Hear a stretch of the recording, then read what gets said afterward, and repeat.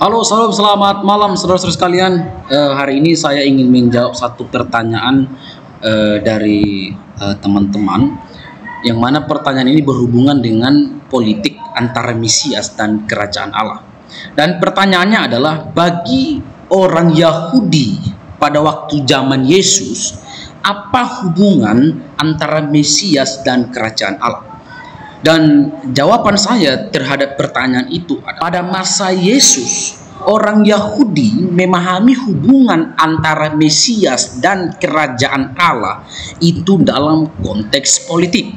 Dan pemahaman itu berakar pada perjanjian lama, di mana Mesias atau raja yang diurapi itu digambarkan sebagai pemimpin bangsa Israel.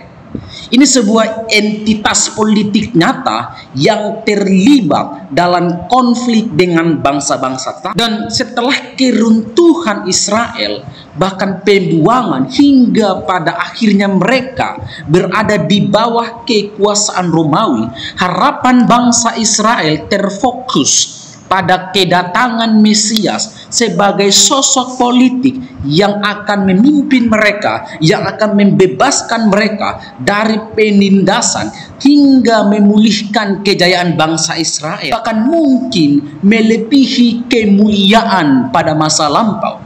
Oleh karena itu, ketika Yesus muncul dan orang-orang mulai mempertanyakan apakah dia adalah Mesias, misalnya Markus pasal 14 ayat 61 sampai 62 yang berbunyi, tetapi ia tetap diam dan tidak menjawab apa-apa.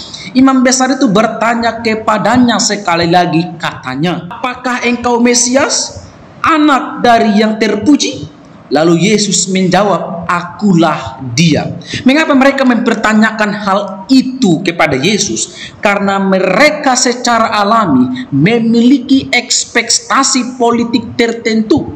Namun ternyata konsep kerajaan yang dibawa oleh Yesus itu berbeda jauh dari apa yang diharapkan oleh bangsa Israel atau yang dibayangkan oleh bangsa Israel. Sebab kerajaan Yesus bukan dari dunia ini. Shalom, Tuhan Yesus memberkati.